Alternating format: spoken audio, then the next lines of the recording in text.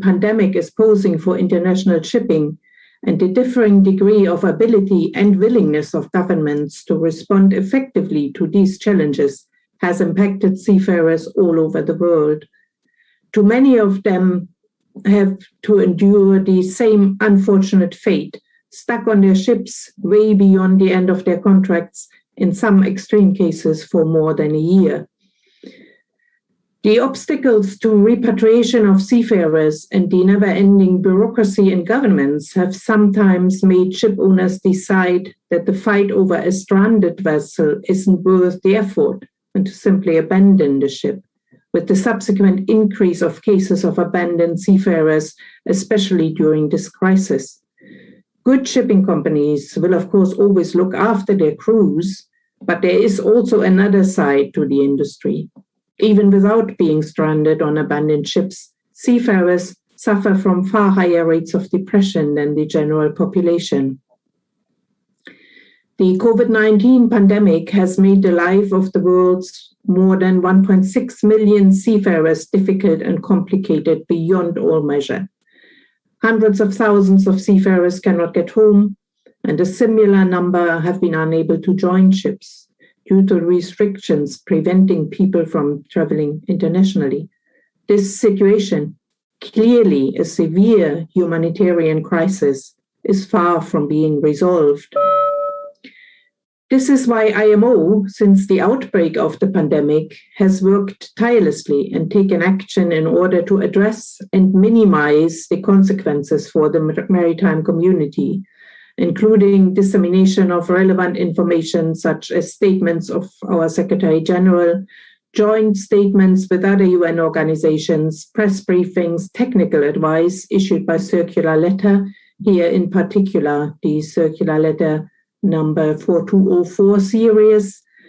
We've also issued COVID-19 related notifications received from member states, very many of those, and advice provided by WHO, and also links to various information sources.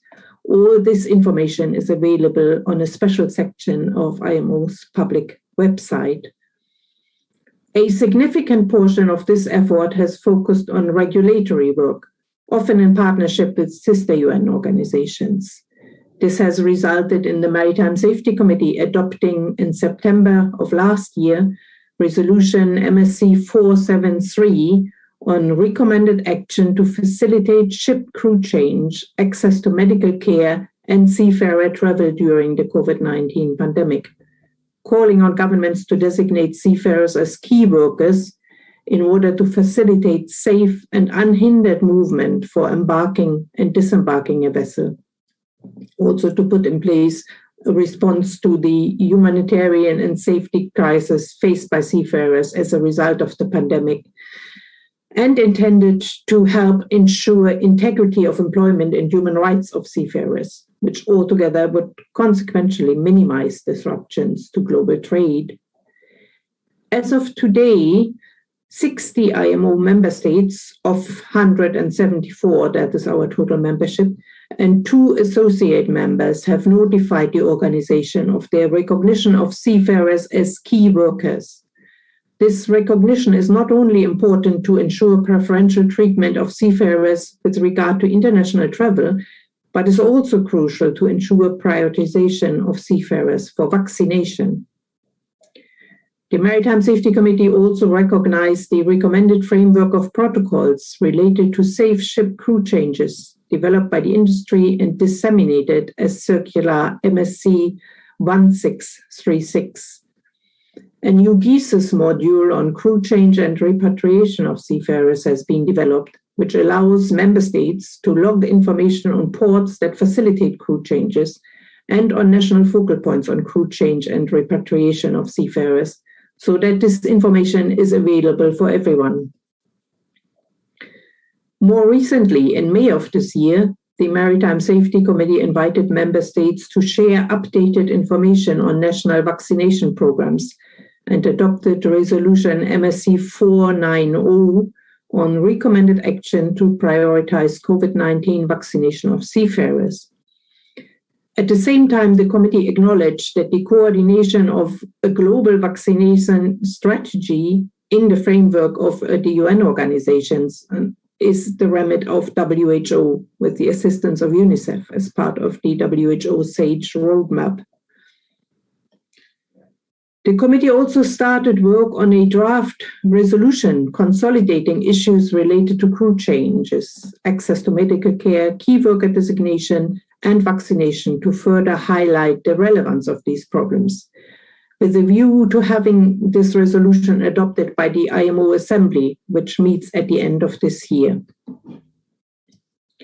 As was already alluded to earlier, Indonesia was instrumental in ensuring the adoption in November 2020 of the UN General Assembly Resolution A75L37 on international cooperation to address challenges faced by seafarers as a result of the COVID-19 pandemic to support global supply chains. And the IMO Secretariat was very pleased about being able to support Indonesia in this very successful undertaking. We also participated in the preparation of ILO's relevant resolutions addressing the crew change crisis concerning maritime labor issues caused by the pandemic. Collaboration with the shipping industry and with social partners has been outstanding since the start of the pandemic. The IMO Secretariat is actively participating in regular meetings of the Corona Strategy Group led by industry and seafarer organizations, constantly cooperates and consults with a large number of IGOs and NGOs, and is also an active participant in the UN Industry Group on coordinated strategy on crew changes. As mentioned earlier, one of the most serious challenges that global trade and shipping are facing during this pandemic is the impact of worldwide restrictions on the travel of seafarers for crew change purposes.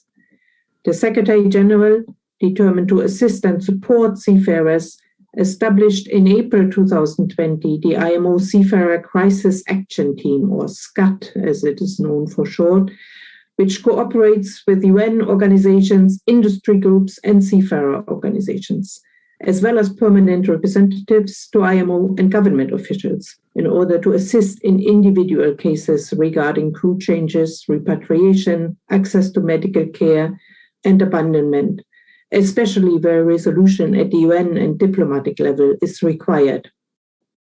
Since its establishment, this team has worked round the clock on hundreds of individual cases and has been instrumental in bringing many of them to a successful conclusion.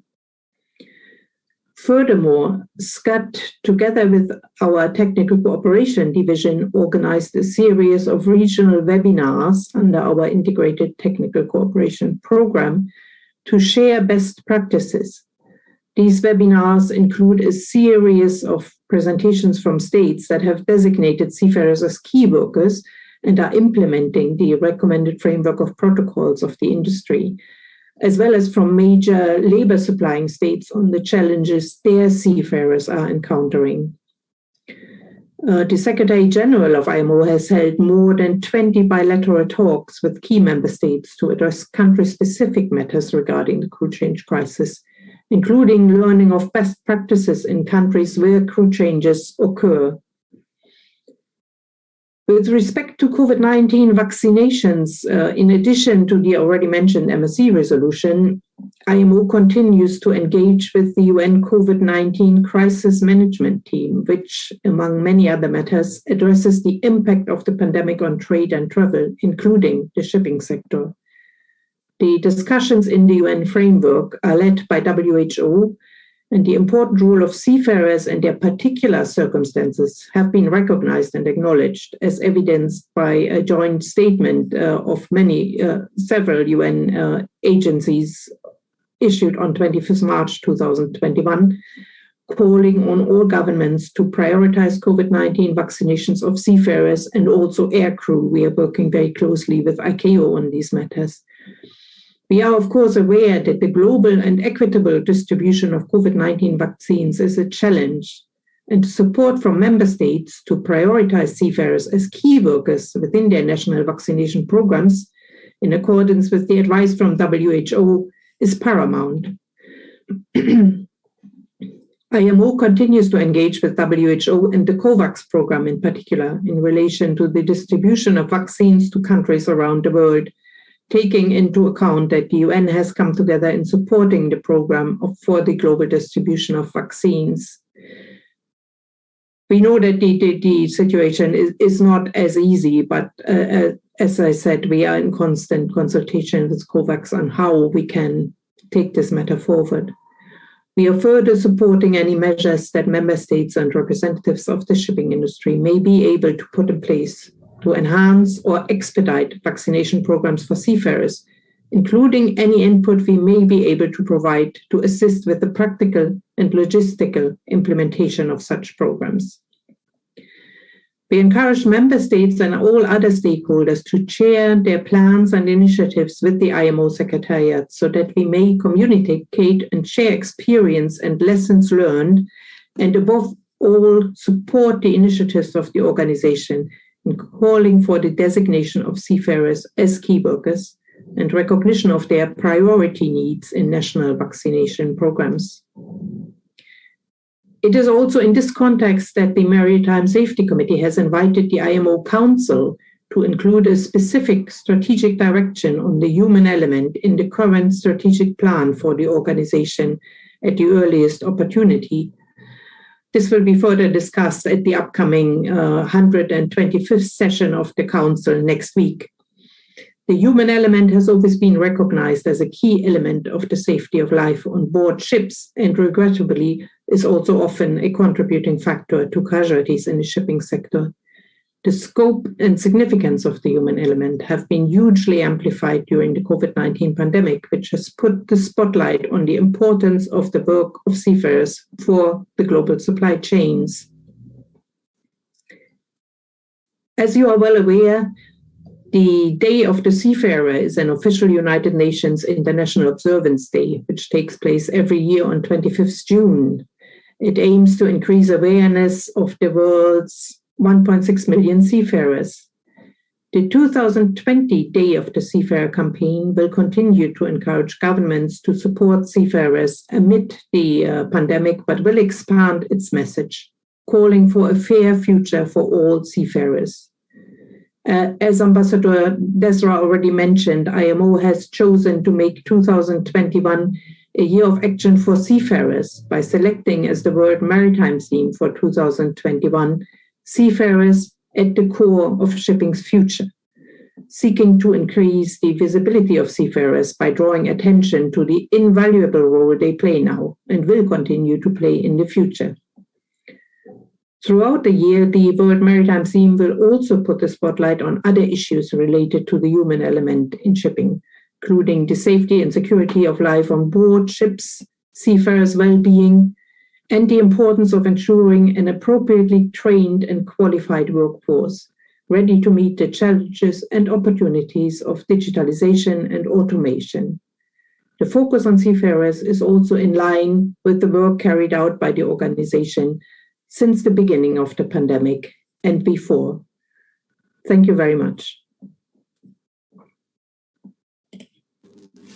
Thank you, Ms. Deggim, for a very comprehensive presentation, for a very comprehensive sharing of view for us, especially the updates on the resolution of the vaccination for seafarers during the assembly, which we are all looking forward to adopt it, and as well as explaining the background and the SCAT works. The resolution MSC 473 was indeed served as our basis to bring the idea of crew change to support global trade to the UNGA. So we really acknowledge the importance of the establishment of the resolution MSC 473.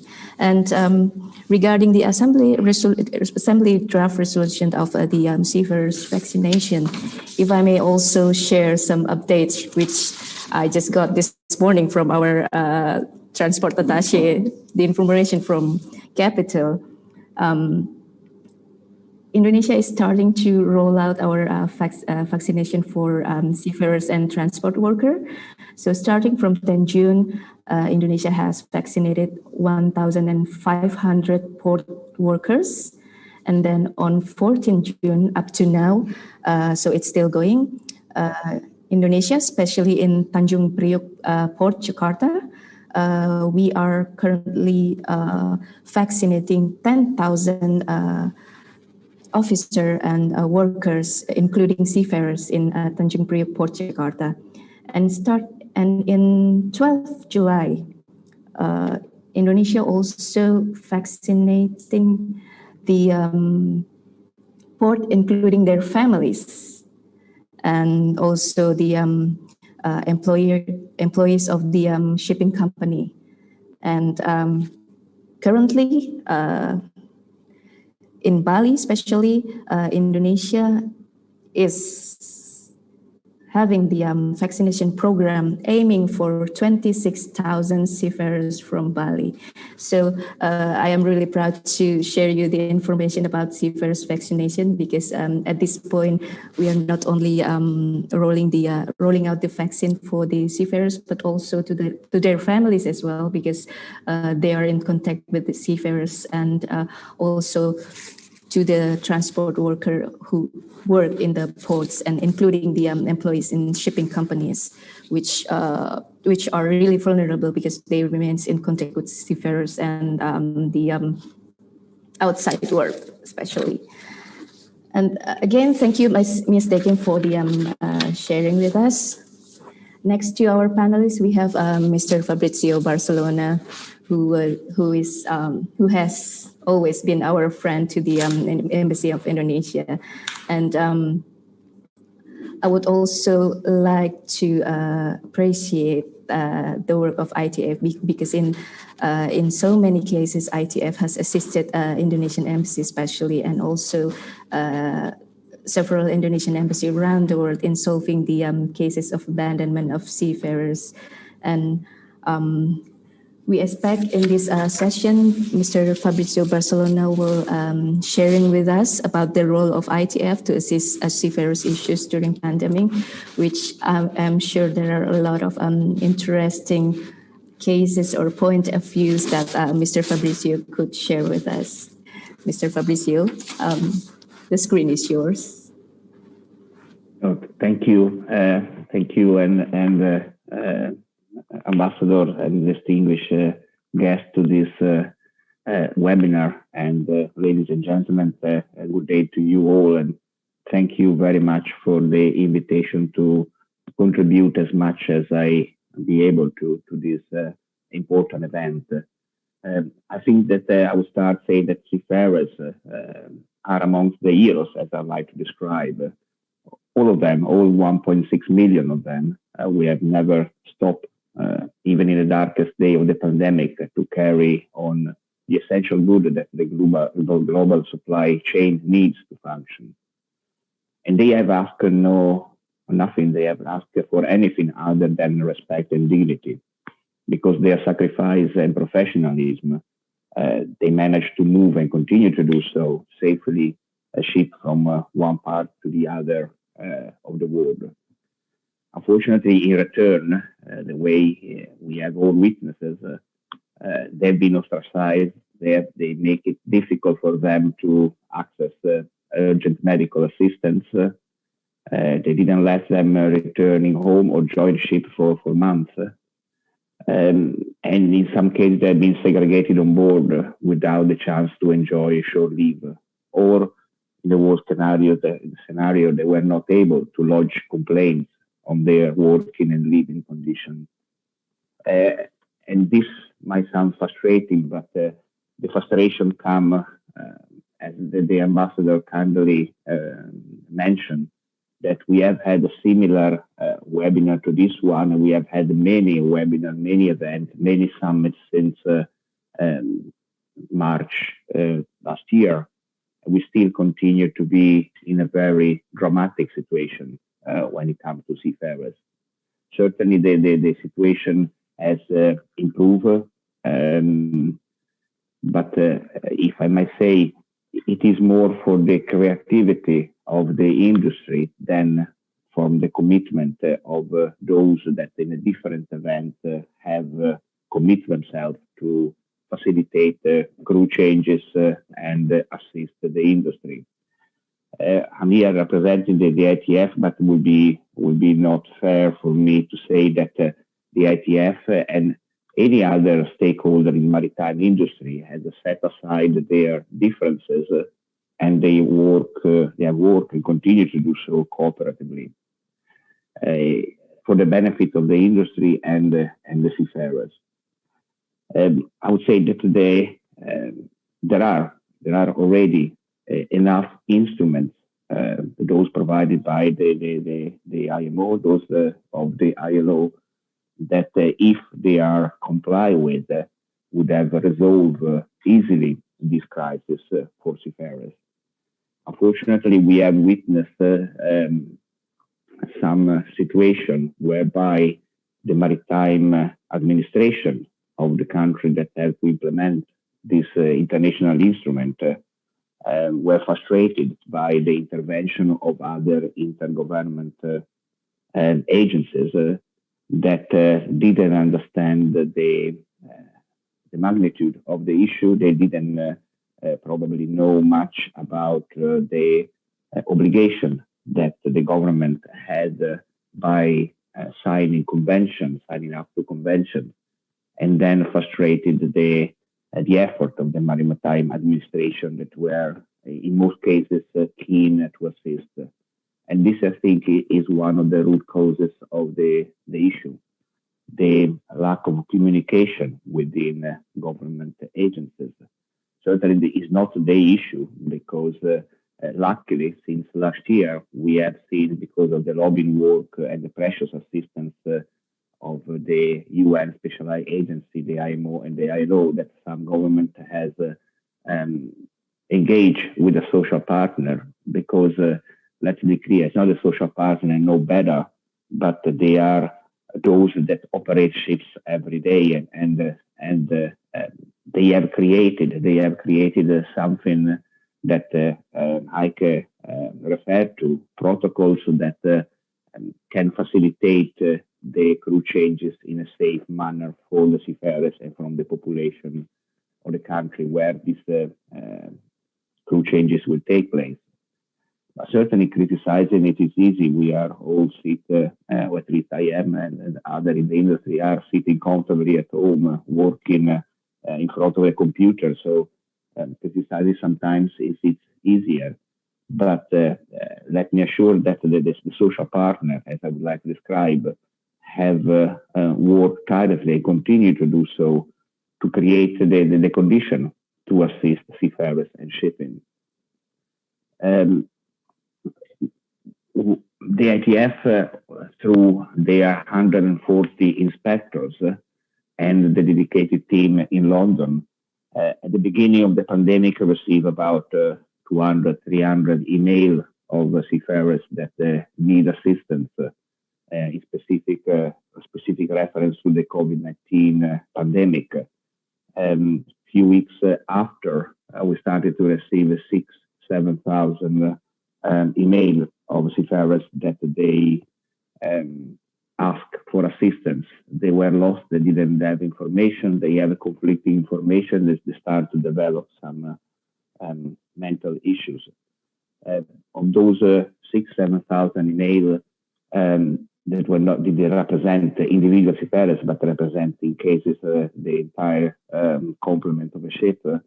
The question were all the same. When I can go home, why I cannot join a ship, why I cannot access medical care, why I cannot go on shore. And why it was understandable in the peak of the pandemic last year. Now it seems obsolete that we see that in most countries the restrictions are eased for everyone. We are free now to go out. We are talking about traveling. People start to book their holidays. But for seafarers, the situation still remains problematic. And it is something of a frustration when you see a sport event going on as we speak, where different national teams are allowed to travel freely, funds to follow their team, and at the end we see seafarers that are still in a very problematic situation, mainly because the inconsistency of the restriction, the frustration of the ship owner, with which we talk regularly, is that they don't know from one day to the next what the restriction or regulation will change from one country to the next. We have had an increased amount, and again, Heike talk about that, about the abandonment of seafarers. I think that the first month of this year, we have reached already a new record, a negative record of ships abandoned. Certainly that there is a link with the pandemic, but also we are exploring and we are evaluating if this is the trend that some ship owners have put in place to avoid being caught out of their debt. But that is a dramatic situation because the seafarers that are abandoned have no chance in spite of the financial security that is provided by the Maritime Labour Convention, and the insurance and the P&I are keen and ready to pay the seafarers and repatriate them. The local authority withheld the crew on board in an awkward situation. So I think that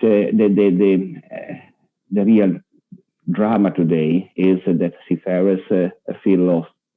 They don't know what to do, and sometimes we feel that we cannot give them the answer.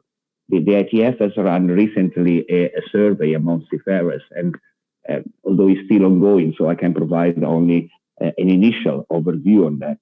Of the 3,500 respondents that represent a wide variety of crew and rank on board of the ships, 25% told us that they are developing a severe mental disturbance with anxiety, with uncertainty, and some of them went that far, expressing their desire of committing suicide. And 50% of those in the survey have confirmed that as soon as they will be able to leave the ships, they will seriously reconsidering their career at sea and will look at the shore-based job, because the situation in shipping is too dramatic and too uncertain at this time. And then we have a very good example, and I'm not mentioning this because the government of Indonesia is hosting this event, but certainly the encouraging news of the vaccination program for seafarers in Indonesia and what is happening in the United States, just to mention two, but there are other countries they are following. It is an encouraging sign that seafarers finally are considered for what they provide to all of us. But vaccination is not the end of the road, because vaccinated seafarers will need to have the certainty that the vaccination record are allow them to travel without restriction. I think that I will stop here, but I will be very pleased if there are follow-up or any question that I can try to respond on a specific issue that I have not touched in my remarks. Thank you. Thank you, Mr. Barcelona, for setting your views. It is indeed the situation still continue to be dramatic, as the latest update we have read in the news. From 400,000 seafarers stranded at sea, we are currently still having around 200,000 seafarers at sea. So yes, indeed, we are still looking forward to solving the issue together. Before I move to the next panelist, may I offer to the participants who would like to pose a question to post it in the chat box, so we can read it later on during the Q&A session. Thank you. And move to our next panelist. We have Ms. Sarah Bate, the CEO of Sailor Society, which already introduced by Ambassador Desra earlier. And Ms. Sarah, the screen is yours. Thank you very much, Rara, and thank you for Ambassador Desra to allow me to come and join in on the panel on this, I don't want to say last minute, but it's an honour to be here and to talk to you all about the seafaring issues from our point of view, from a Sailor Society's point of view. I think Heike did a really good job in terms of painting the picture of what we are operating within at the moment. And I think Fabrizio did a really good picture in terms of showing the real issues that we're faced with on a day-to-day. But I thought I would maybe just briefly, before going on and talking about particularly around the welfare of our seafarers and what we are hearing from the Sailor Society, just give a very, very brief update on who we are, because I think most people know IMO and ITF, but Sailor Society, hopefully, most people do know, but if not, we are an international Christian charity that have operated for over 200 years now. We started in 1818 as a floating church on the Thames in London, but whereas we have moved on massively since then, our overall aim and objectives has actually not changed, and that is to care for merchant seafarers, and that is what we are all about. It was what we were set up to do and what we're doing now as well. We do that both by working on the ships, but also in the ports and with the communities. And I think if there's one thing that COVID and this pandemic has really shown, is that importance that previous speakers have spoken about as well, of not just seeing seafarers in their own isolation, but looking at them in their wider community and how this pandemic has affected them. And that's something that we have done over many years now. We no longer operate from a floating ship in the Thames. We now have co-workers in 90 different ports around the world in 30 different countries, including 3 colleagues in Indonesia, where we are both doing ship visiting for a number of different ports actually for Indonesia, but we also run the Jakarta Medical Clinic. So we do a number of community projects as well as ship visiting. So I think that's roughly of who we are, but it's more what we're doing and how has this pandemic really affected our seafarers, because some of the work that we do, as I said before, are community work, but other things that we do as well, and where this is coming in and where I would like to focus a little bit on this talk, is around wellness and how we support our crew and around the work that they're doing.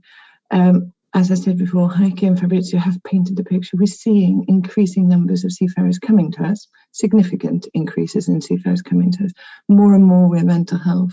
And we have had, unfortunately, had to deal with more and more as well situation, as Fabrizio said, of suicidal situation as well. So we are seeing the pandemic really has brought out the crisis into it. We've also had stranded ships. We had a cruise ship with an Indonesian captain on it, stranded in Tilbury not long ago, where we were supporting them on a day-to-day basis. So we worked with them throughout all of this.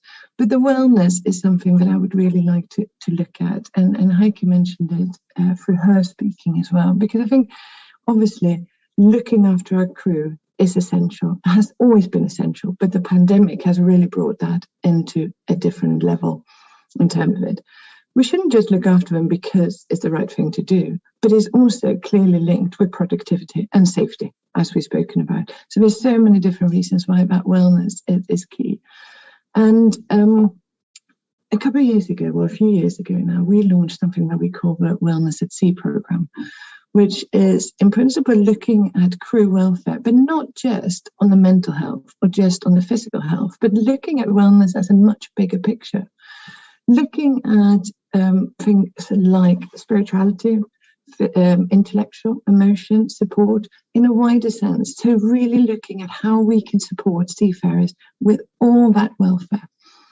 And we're looking at doing it not just when a crisis hit, but doing it preventative as well.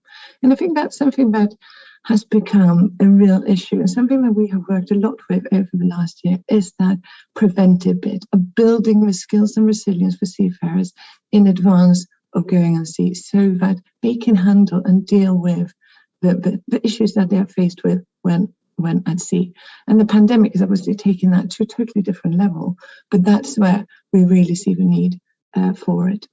we launched a campaign because we saw obviously all the increasing needs for our services, especially around the wellness when the pandemic hit. And in the response to that, we launched a campaign where we call the Wellness Campaign, which is a 27-week campaign providing resources to ship owners, manning companies, etc., to take to their companies to implement themselves. And we would provide every 3 weeks or so resources to them that they can then implement to support the wellness of their crew.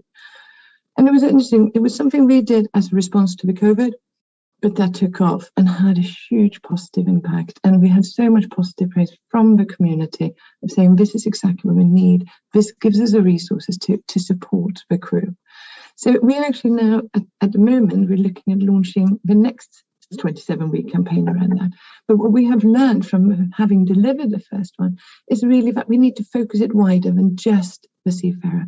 We need to widen it to families and community and shore-based staff and everything, and everyone in around the industry to really support a wider industry to support the seafarers. So I think for me, I'm not going to go over some of the issues that we have faced because I think Fabrizio did a really good job in painting the picture of some of the calls that we're getting in and everything. So I'm not going to repeat that. But I guess drawing the wellness into it, I would like to just encourage the audience. We have seen, I don't want to say the pandemic has brought anything positive with it, but what it has brought is a raised awareness of the shipping industry. It has raised an awareness of a crew and the crew wellness and the importance of wellness, not just, as I said, for the right reason, but for productivity and safety as well. And I guess as we're moving forward and out of this pandemic, I would really encourage that we all, as a community, as people involved in maritime, continue that trend, continue to putting that focus on crew welfare, to continue to looking at how we can ensure that we give them the skills in order to be able to tackle the situations the seafarers are faced with on a day-to-day basis, but even more so during a pandemic. So I think I'll keep it short on that because I don't want to repeat what's been said before. But again, just like I mentioned, if there's any questions or anything in terms of the work that we as a Sailor Society do, then we're more than happy to take questions. Thank you, Sarah. Thank you for sharing your view and the background of the Sailor Society. I take note of one very important point of your view, which is resilience.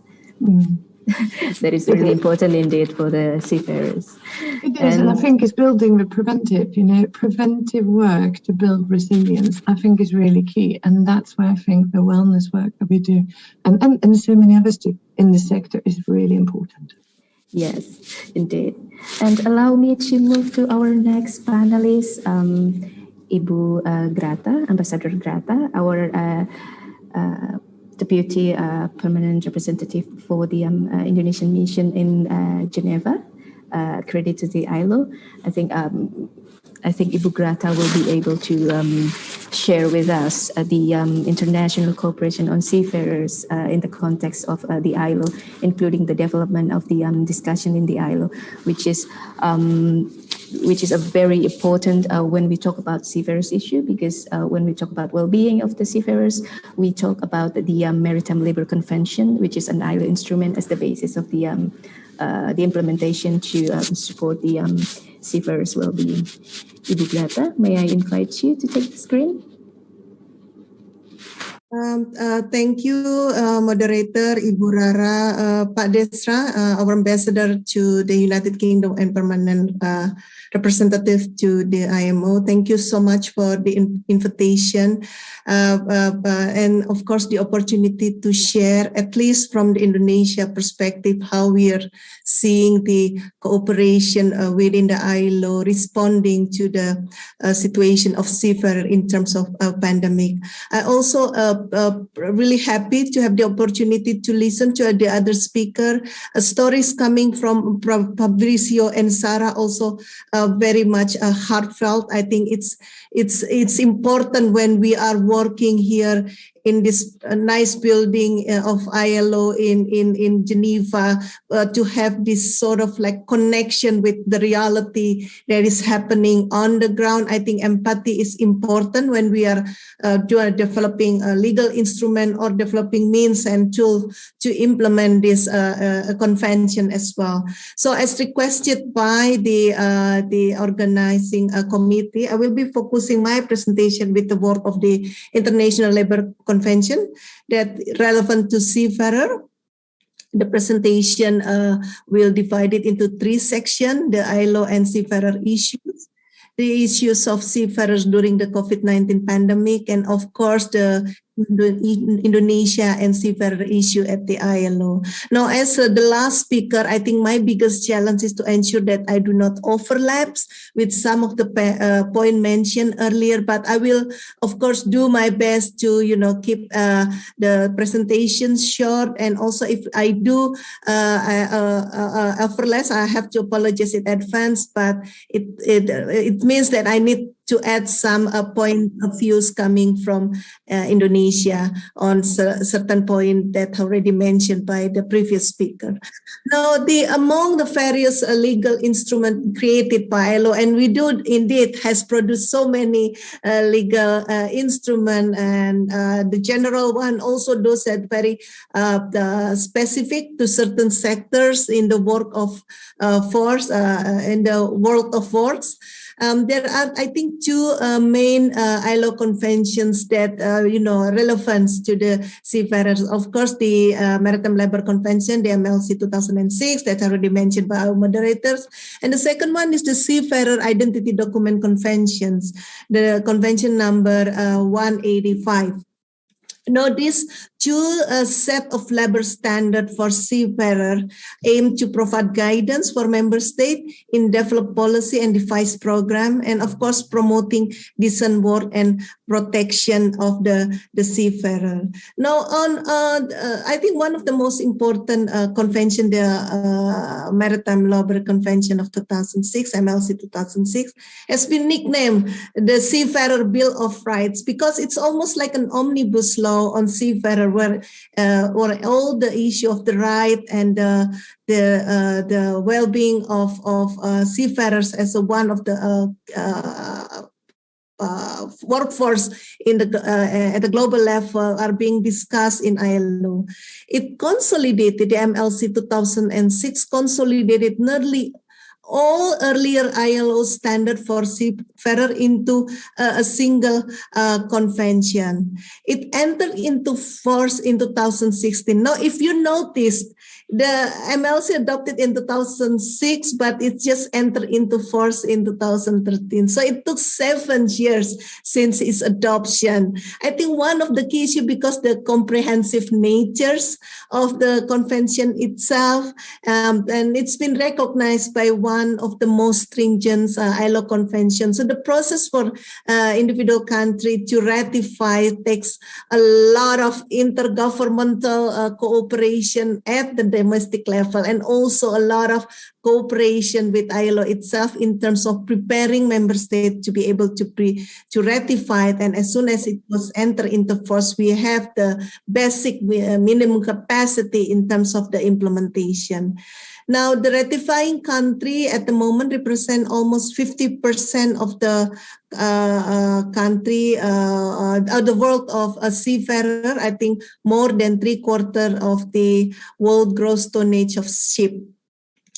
And of course, more importantly, that many of the countries that have ratified also home of the seafarer of that comprise the world seafaring workforce.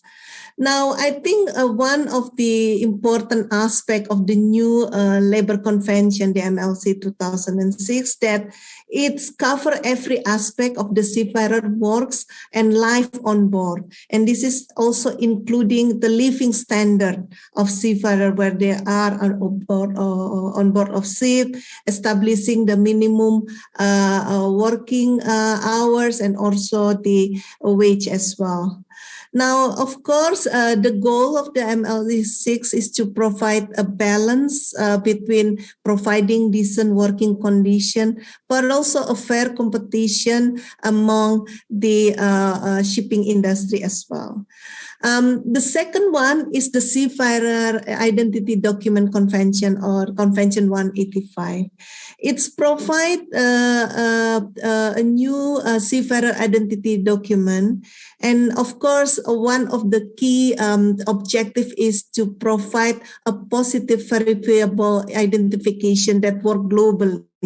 And it's, of course, it's also enhanced security for both countries' destination, but also for the seafarer itself while they're conducting shore leave or other professional related movement of seafarer. This is talking about the existing legal instrument that we have. Then, of course, accompanying legal instrument, we need some also mechanism where we can review and report the implementation of this legal instrument. Now, one of the general legal mechanism, review mechanism that available is, of course, the Committee of Experts on the Application of Convention and Recommendation. Now, the committee, of course, has a very broad mandate because it's not only review the mechanism, becoming the review mechanism for MLC, but also different ILO convention that's already entered into force or implemented by member state. And that's why, because the understanding of the huge mandate of the CEICR, for MLC 6, we also established the STC, the Special Tripartite Committee. Now, this is also in line with the spirit of the ILO as the only tripartite UN agency that bring together government, employers, and also workers' organization. So yes, for MLC, we have an additional way to review and report the implementation with the establishment of this STC. Since establishment, since being established, it already conduct 4 meetings starting from 2014. And the next thing will be conducted in April next year. So yes, now of course we need to see how the existing mechanism and review the existing legal instrument and existing review mechanism being tested during the pandemic. I think this is what the discussion is currently taking place in the ILO since the beginning of the pandemic. So it's been like a quite important discussion for the last 1.5 years. Now, let me just bring this conversation to the ILO and Seafarer issue during the COVID-19 pandemic. I think from the previous speaker, we have already heard the challenge of the pandemic brought to the shipping industry and, of course, to the protection of seafarer. And I think, like most sectors or world of works, pandemic disrupt the mechanism that already taking place, including in shipping industry, and affected the work of nearly 2 million seafarers worldwide. And also there is, of course, because of the pandemic itself, there is, of course, what I call indirect violation of seafarer right.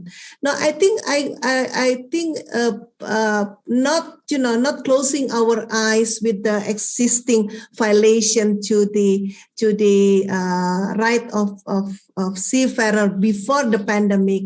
I think the pandemic also, in many cases, create a challenge that to the shipping industry and also to the ship's management, that indirectly also violating the right of the the Seafarer. But during the discussion, we noticed that most, because this is something unprecedented, the pandemic and its impact, it's unprecedented.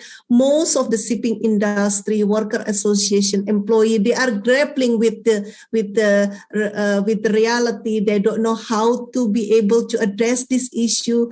But it doesn't mean that we are not doing our best to try to address some of the important impact to the right of the seafarer. For example, access to medicine for their care, and of course the issue of repatriation for those who has been working beyond their contract. And I take the point coming from Sarah about the importance of maintaining the wellness of seafarers who are working even beyond their working contract on the ship.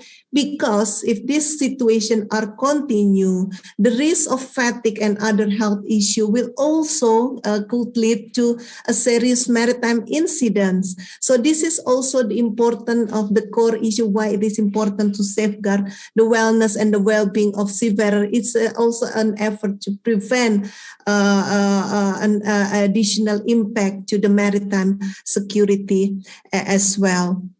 From the stories coming from Fabrizio and also Sarah, we face the reality that I think most of the seafarers, especially in the earlier months of the pandemic last year, have to stay more than 17 consecutive months, often without access to shore-based leave or other medical treatment. And the other thing is we also understand the way the seafarer work, that the pandemic not also impacted those who are already working on the ship, but also those who are waiting at home and, need to, take their turn to working on the ship, because there is no effort to, there is no access for, repatriation of also a changing of a crews. Most of them who are supposed to, replace their colleague has to stay at home and lose the ability to earn their living. So this is, I think, a point that is important when we are talking about how to accelerate and how to facilitate the changes of crew as well. And because of the travel restriction and lockdown imposed by many member states, which is, if we look at the discussion in WHO, for example, this is something that the country must done in order to prevent further spread of the pandemic. But also there's a negative impact because seafarers continue to face difficulty to disembark and of course transit through the country for the purpose of repatriation. So yes, there is a lot of elements, and of course, I think the challenge for ILO, but also different agencies related to the issue of health, for example, like WHO. The challenge is how ILO can try to make use and optimize the current relevant legal instrument that we have, our monitoring mechanism, how we are mainstreaming this concern, what's happening on the ground, the violation of right of the seafarer and other related issue into the ILO, for example, governing bodies' works and also their program. So in short, the pandemic is a test to the current the mechanism and framework that we already have in the ILO. Now, let me just give you some of the example that how the issue has been discussed in the last 1.5 years in the ILO. I think the earlier discussion, I think, is the Ilo Sectoral Brief. I think it's on April last year, where the brief tried to sort of like trying to gather information on the impact of COVID-19 to the sectors. We also tried to gather response from the ILO constituent and partners and try to get a basic information on the extent of the violation of right and extent of challenge in order to address this issue as well, and also try to find some of the good practices that the individual country has already done in order to address this issue. The other one is, of course, the recommendation coming from the Committee of Experts that already resulted in adoption of general observation on the matter. And it's of course not coming as a shock, because the major finding from the committee is that all ratifying state of the MLC 2006 has failed to comply with the major provision of the convention during the COVID-19. One of the key lacking of compliance is especially on two issues: access to medical care and repatriation of seafarer, and surprise, surprise, lacking of cooperation among member states. So it's something that quite obvious, but I don't know whether we need a general observation just to point this out. But I think it's important that there is a slap on the cheek of a member state that this is happening and you should do something about it. Of course, I think, as mentioned by all the speakers, one of these coming from this observation, of course, the committee has come up with several recommendations. I think one of the key recommendation is recognition of seafarer as key worker without delays. This has been mentioned by most of the speaker earlier, but I just would like to dig deeper in terms of the reasoning why seafarer has to be considered as the key workers. Now, during the pandemic, we already recognize that several elements of the workforce has been considered as the key worker. The most obvious one, of course, the health worker, the law enforcement agency. We also put, for example, teachers as one or as several elements within the workforce that considered as the key workers. So why seafarer?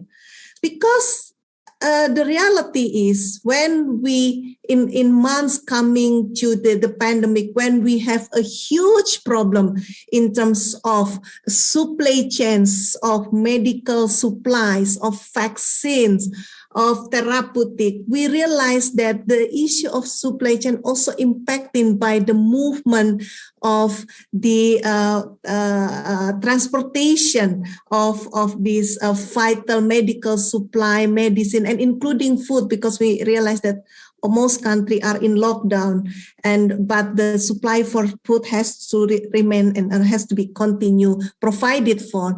And the transportation industry, including maritime transportation, is a key to address this issue. And if we talk about maritime transportation, we have to realize that seafarer is the key frontline services. And the second one is, we understand, because of the mobile nature of the seafarer as a workforce that providing service in the front line, we also understand the risk of infection that, threat the seafarers is also probably higher than the rest of the world who's staying at home. And the risk of infection is higher because access to medicine in the high sea is almost, very, very difficult compared to us who are staying safely on the land. So I think those two arguments, it's, important to underline here, because there is a lot of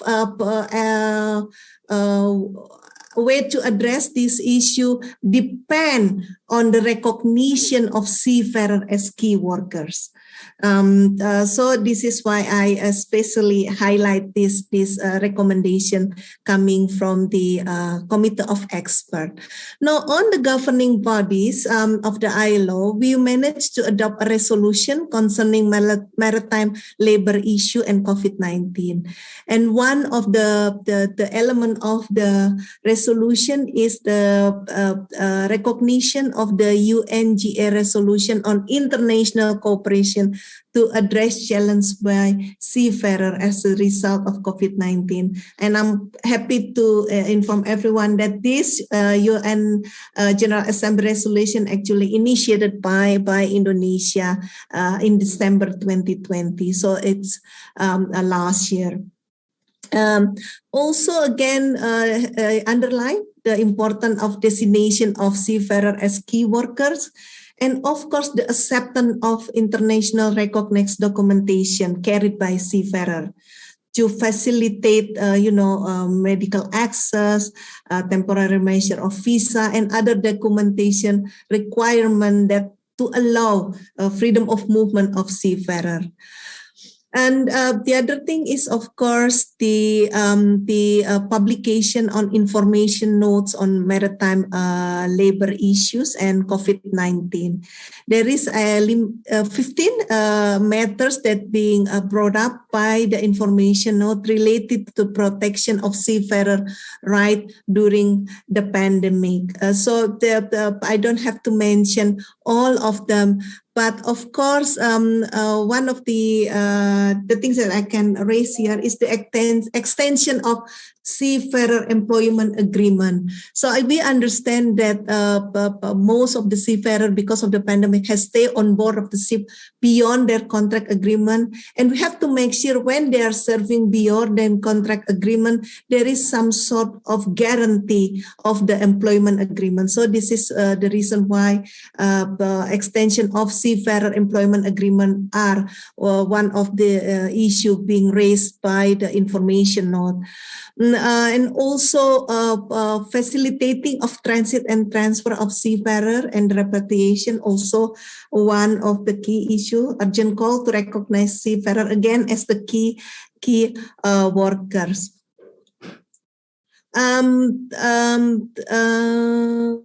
The other thing is during the fourth meeting of the special tripartite committee in April this year, the committee has managed to adopt two very important resolutions. Why this is important? Because this will provide guidance for member states on how they are going to implement, at least at the national level, or provide guidance for international cooperation, bilateral or regional cooperation, to address some of the issues regarding the situation of seafarer during the pandemic.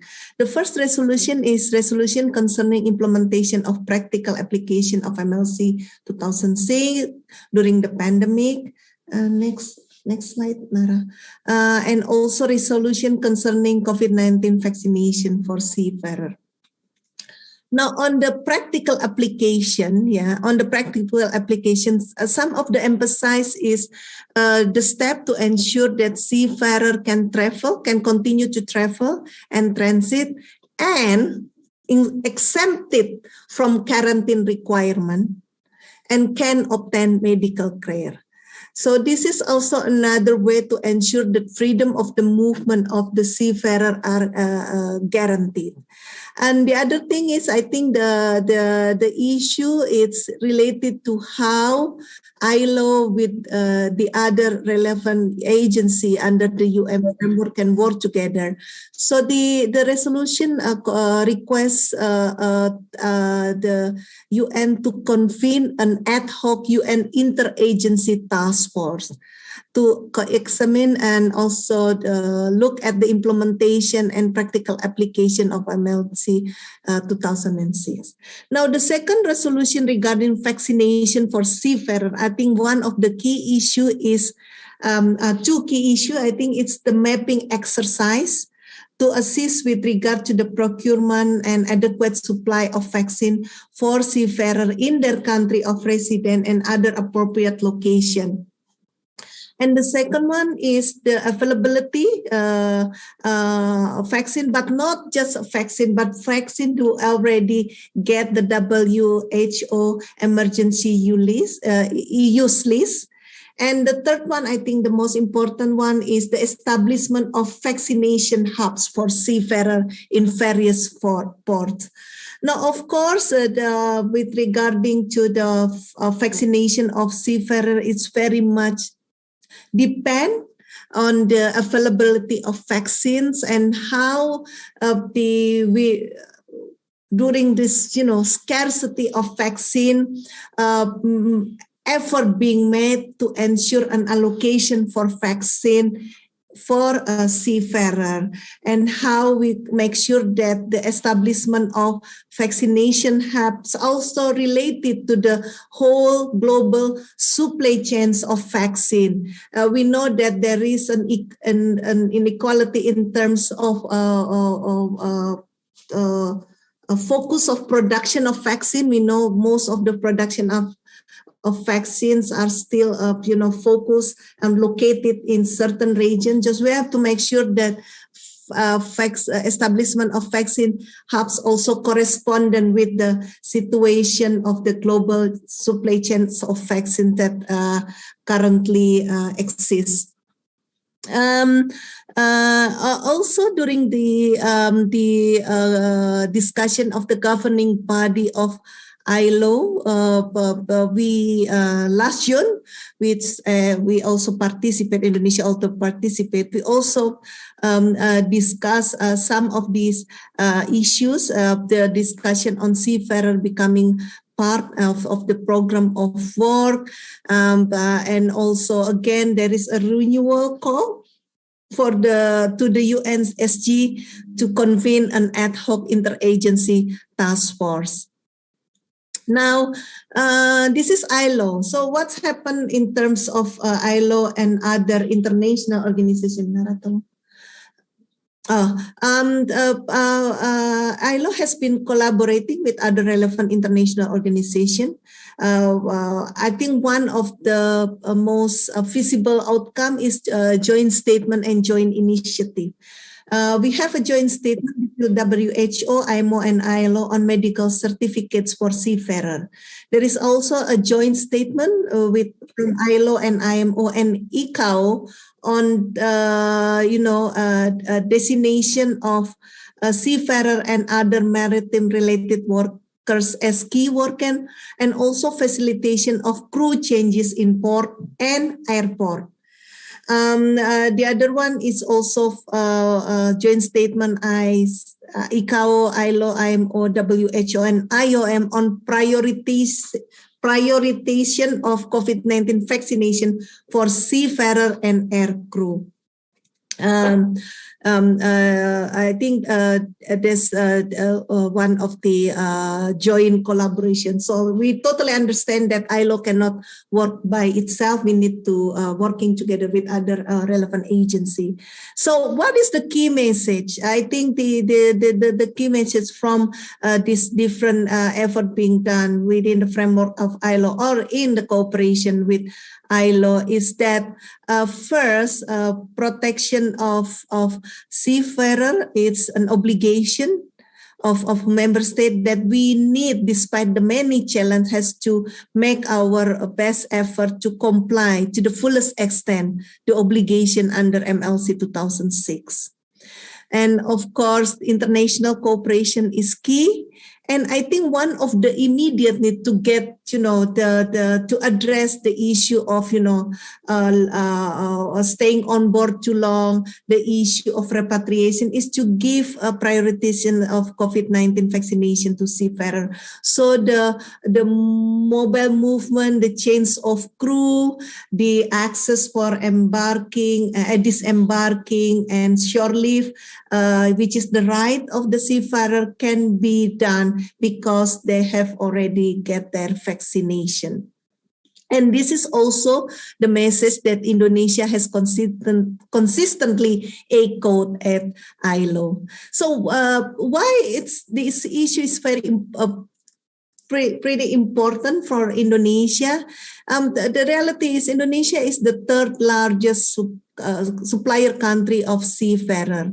According to the data that we have from the Ministry of Transportation, there are close to 1-2 million Indonesia seafarer and fisher working in the fishing and shipping industry. So the number is not only talking about seafarer, but also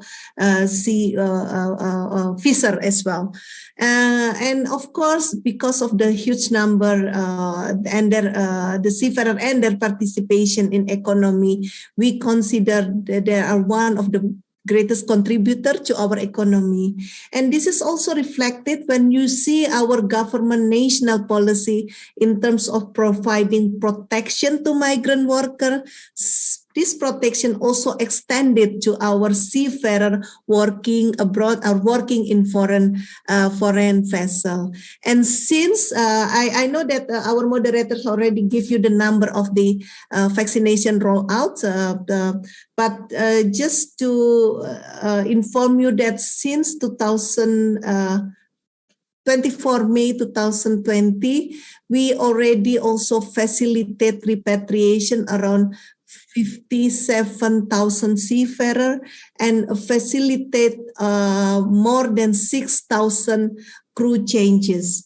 So the work is already being done to ensure that some of the rights of the seafarer are being provided for in terms of repatriation and also crew changes, and of course vaccination as well.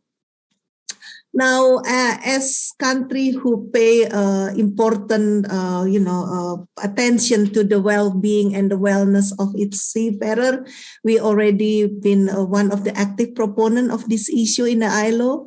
We are, of course, state party to the MLC 2006. We already have our law number 15, 2006, to ratify the MLC 2006. We, of course, participate actively in the negotiation of resolution concerning maritime labor issue and COVID-19 during the last ILO governing body. We also participate in different meetings of special tripartite committee, and again, echoing the importance of international cooperation and vaccination for seafarer as the key worker. And then this is my last slide. So, Nara, how we are going to do more? I think how to move forward. I think although some work has been done, initial step, I still say it's an initial step in terms of providing guidance, but guidance is guidance. We need to have a more practical implementation tool. So more works need to be done. And just like to emphasize some of the issues that require international cooperation. First, on the mapping exercise regarding the procurement of adequate supply of vaccines for seafarer. I think one of the major challenges is the scarcity of supplies. I think based on the experience that Indonesia has taken, one of the options to balance between scarcity and also making sure seafarer being vaccinated is on how we are develop the national vaccination strategy. And I'm happy to inform you that the seafarer as key worker are, along with health worker, law enforcement official, teacher, are becoming the key target population for vaccination within our national vaccination strategy. And the second one, of course, how we are going to establish these vaccination hubs for seafarer. Again, I just like to mention that the location of vaccination hubs is also has to be correspondent with the existing supply chains of vaccines that we currently have in the world. But also, I think it's important because the seafarer is everywhere. They are in every part of the world. We have to make sure that there is, of course, adequate. There is, of course, we need to have vaccination hub in every region. Despite the challenge of the supply chain, we have to make sure that in every region we establish a vaccination hubs. This is, of course, because the reality of seafarer is everywhere in the port around the world. And the third one is, of course, I think we need to convene immediately the ad hoc UN interagency task force. This is also tried to again mapping the different contribution and also tools that different UN agency had in order to contribute to help the promote and protect the right of the seafarer. I think that's it for me. I'm really sorry if I'm taking too much time. Thank you. Terima kasih Ibu Grata. Thank you so much Ibu Grata for the really comprehensive and providing a constructive base for our discussion during the Q&A session. And I have already 2 questions sent to me for the panelists. The first question is actually to Ibu Grata and maybe to Fabrizio. So we got really fast response for the presentation just now. It is about the medical certificates. Allow me to read the question. It is mentioned about the medical certificates for seafarers. The issue of COVID passport has been widely debated, including here in the UK. And it's interesting to apply this in the case of seafarers. We can assume that those from the more developed countries have a better chance of getting their vaccine sooner than their counterparts from less developed countries. How do you see the possibility of designing seafarers and other vital transport workers as cross-border key workers and make them eligible for vaccinations and regardless of their countries of origins? And the second question I received from the floor, it's from Ibu Reni Meirina. This question is posed to, we expect this question to be responded by Ms. Heike Deggim and also Ibu Grata. And the second question is, allow me to read, please. As we all know, although there are several resolutions in IMO and United Nations on crew exchange, based on IMO's information, there are still 200,000 seafarers could not go off board in many ports due to the state's effort to secure their port or area. In such natures, how IMO conventions such as FAL, MLC, Ilo Seafarers Identity Conventions is adapting to the current seafarers' condition, especially when a coastal state or port state deals with a foreign worker, and especially if their license has expired. What are the roles of IMO and ILO member states, and how the Seafarers Association deal with these issues as well? Thank you. May I have Ambassador Grata to respond to the question, and then maybe Ms. Heike Deggim, and then maybe Fabrizio from ITF. Thank you. First of all, thank you, Ibu Rara. I'm a little bit surprised that there's a lot of questions coming to me. Now, but I'm trying to do my best to answer the question, because the reality is it is a very important question being raised on this issue. I think this is an important issue. But of course, the reality that measures to address your question are still developed and still discussed. It's still an ongoing progress on how member state and of course ILO as an organization try to facilitate some of these challenges. Now on vaccine certificates. Now, I'm quite fortunate because in addition to ILO, I'm also dealing with this issue in WHO. So on vaccine certificates, I have to again raise this awareness. Not awareness, maybe we sometimes forget. Vaccine certificate is not something new. Yeah, this has been present, has been used as part of the document requirement, especially to different part of the world where infectious disease are still prevalent. For example, vaccine certificate for meningitis, vaccine certificate for the yellow fever. So vaccine certificates, it's not something new, it's already there.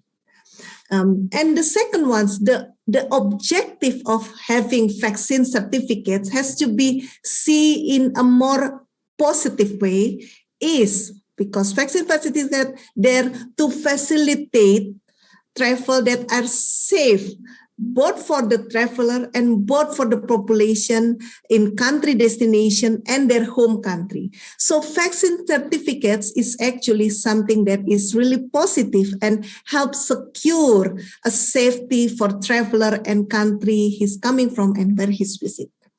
Why this issue related to COVID-19 becoming, contentious, becoming sensitive? There is an issue about discrimination because the scarcity issue, the scarcity of vaccine, the limited access to vaccine. So this issue, it's not the issue of certification itself. So if we are, mapping the problem, so we do not. For Indonesia, we support vaccine certification. But the problem that we need to handle is how we are addressing the scarcity issue of vaccine, the equal access to vaccine. Now, on equal access to vaccine, particularly on a seafarer, I think there is already a recommendation coming from the ILO, coming from STC. I think one of the key recommendations that member states need to pay attention is designation of seafarer as a key worker. And it was as a key worker translated as a key worker during pandemic time, along with nurses, along with doctors, along with teachers. That's mean prioritization of vaccination. So despite the limited number of vaccine the government had, we need to ensure that within those limited number, we have to use it wisely by giving vaccination to the targeted population. I don't know, it's still ongoing. Some country who doesn't even vaccinated their most vulnerable people above 59 years old or 65. Even some country has not started their vaccination rollout.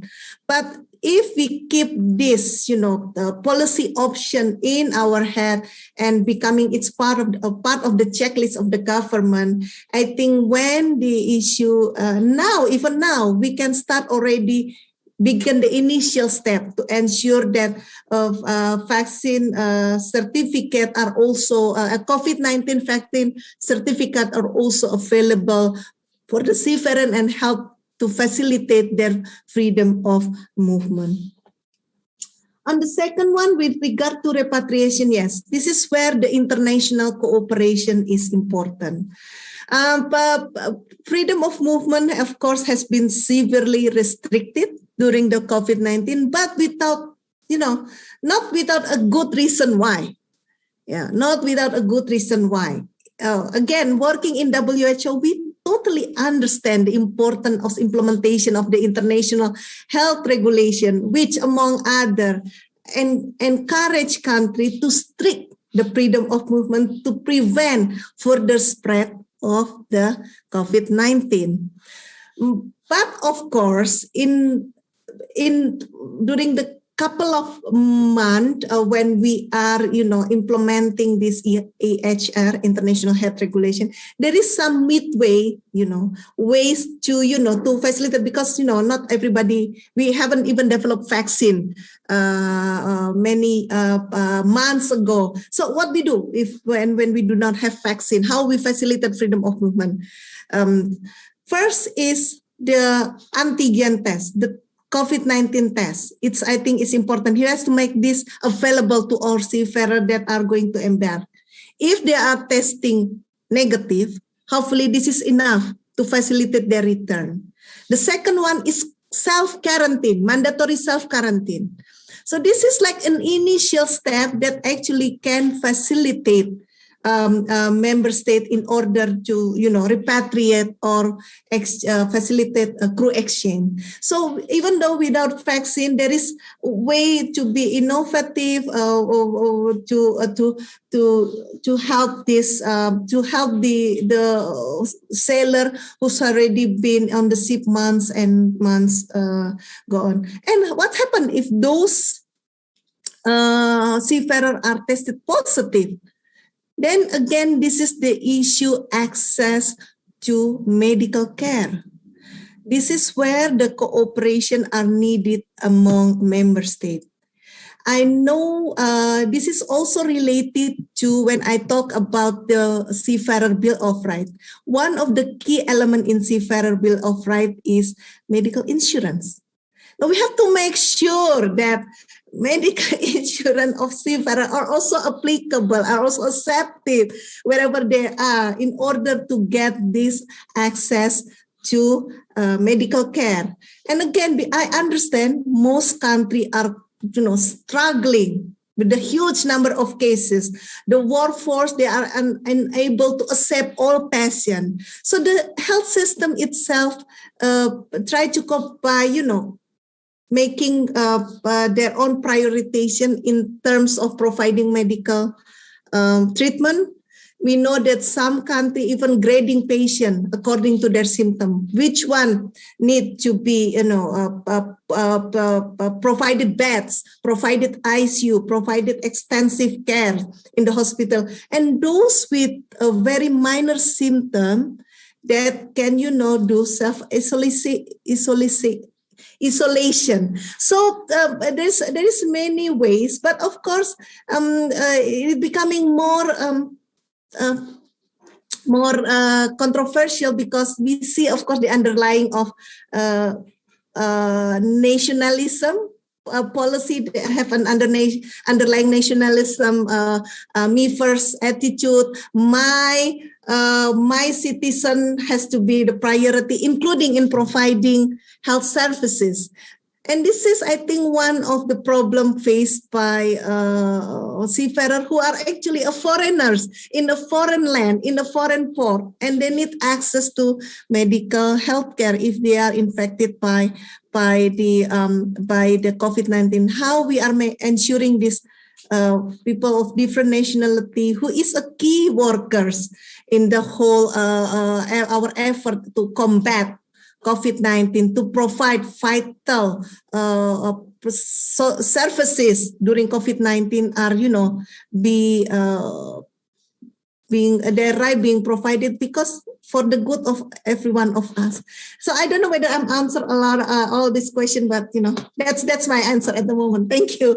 Of course, it doesn't solve the problem, but there is always a way out if we are being positive and willing to, mapping all the resources that we have, pooling resources. Thank you. Thank you, Ibu Grata. The positivity is needed to be spread indeed, because we are moving forward to solution rather than just highlighting the challenges and problems that we all face. We all face it. And Ms. Deggim, may we have your response, please? Thank you. Yes, thank you, Rara. The first question was how the FAL Convention and other IMO instruments can be adapted in order to accommodate the fallout from the pandemic. Now, most of you are probably aware that a internationally binding instrument cannot just be adapted on the spot. There are long processes on how this has to take place. Amendments need to be proposed, considered, approved, and finally adopted.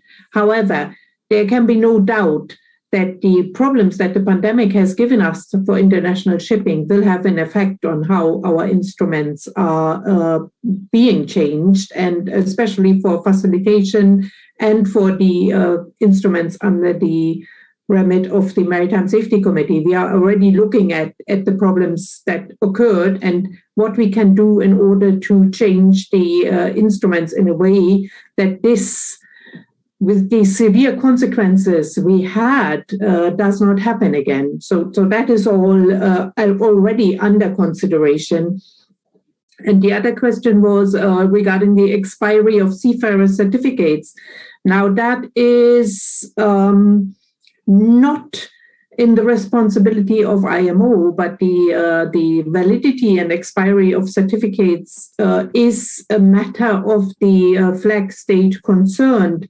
We have issued guidance, and let me just find which one that was. We have issued guidance by IMO Circular Letter 4204 Ad 5 Rev 1.